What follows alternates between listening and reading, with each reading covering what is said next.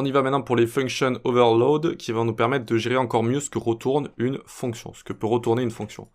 Donc on va copier opérateur juste ici, on va s'écrire 3 overload comme ça. On se l'ouvre juste ici, tc-w comme ça, parfait. On peut s'ouvrir le script qu'on vide, l'index HTML, on va enlever le container juste ici, et on peut se l'ouvrir avec le live server juste là, parfait, très bien. Donc, encore une fois, là, on est sur les tricks un petit peu avancés, hein, sur les astuces un petit peu avancées. C'est pas quelque chose dont on a tout le temps besoin, mais il faut l'avoir vu au moins une fois pour savoir de quoi on parle. Donc, on va avoir, par exemple, un type qui va être number or string. Donc là, on fait une union avec un type personnalisé. OK? Donc, ça peut être number or string. Ensuite, on va avoir une fonction qu'on va appeler combine. Elle va prendre A, qui va être un number or string, et B, qui va être également un number or string. D'accord? Et donc, en fonction de ce qu'on va avoir, on a envie de concaténer ou d'additionner. D'accord? Si on a deux nombres, on va additionner. Si on a deux chaînes de caractères, on concatène. Et si on a une chaîne de caractères et un nombre, pareil, on va concaténer.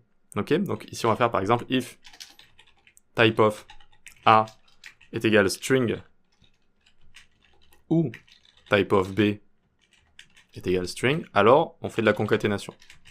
Ok, et donc on va return A, alors, pardon, pourquoi j'ai ma petite erreur juste ici? Ah oui, j'ai la parenthèse qui n'a pas été fermée ici, voilà.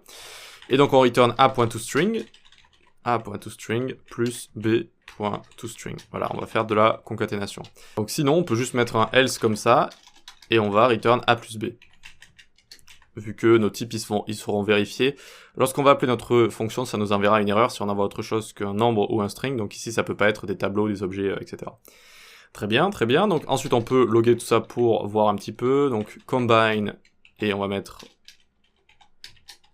test1, test2. Et on va voir si ça a bien concaténé tout ça. Oui, ça fonctionne. Si ici, je mets un nombre pour voir. Donc si je mets 1... bien, normalement, ça va les concaténer également. Par contre, si je mets deux nombres, 50 et 1, ça va mettre 51 comme ça. Ok. La fonction, elle fonctionne, mais elle retourne des types différents suivant ce que je vais lui fournir comme argument. D'accord? Donc, ça peut retourner un nombre, ça peut retourner aussi une chaîne de caractères. Donc, ce qu'on pourrait faire, on pourrait venir ici, tac, à la fin, et dire que ça va retourner number ou string comme ça. C'est vrai, mais ça reste quand même assez ouvert dans ce qu'on va retourner. C'est soit un nombre, soit un string, mais on ne sait pas exactement ce que ça va retourner. Donc si on veut être ultra précis par rapport aux arguments qu'on va lui passer, on peut, et ça va se former comme ça. Donc la syntaxe est un peu bizarre, mais en fait on va venir, donc ici vous pouvez venir faire maj al flèche du bas, ça va dupliquer comme ça si vous voulez. Vous enlevez l'accolade ici, d'accord? Et ce qu'on va mettre juste, on va mettre deux points number ici, et là on va mettre number et number. Donc, on met bien comme ça notre fonction au-dessus de combine, et on lui dit que si ça reçoit number et number, alors ça retournera un number. Et en fait, on va faire tous les cas précis d'utilisation comme ça. Donc encore une fois, on peut faire maj al flèche du bas, tac, tac, tac. On peut le faire pour en avoir 4 en tout, parce qu'on peut avoir également number et string sur B, ça va retourner string. On peut avoir un string sur A et un number sur B, ça va encore retourner un string. Et on peut avoir une chaîne de caractères des deux côtés, et ça retournera un string également.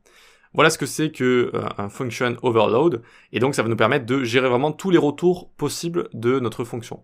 Si à un moment donné ça retourne autre chose pour une raison X ou Y, eh bien ça va nous le montrer, ça va nous mettre une erreur tout simplement. Ok, donc pour tester ici, si par exemple avec mes deux nombres je retourne un tableau, ça va me mettre une erreur juste ici. Hop, et si j'essaye par exemple de retourner un tableau ici aussi, tac, on va avoir une erreur qui va être trigger par exemple avec notre deuxième overload juste ici. Voilà.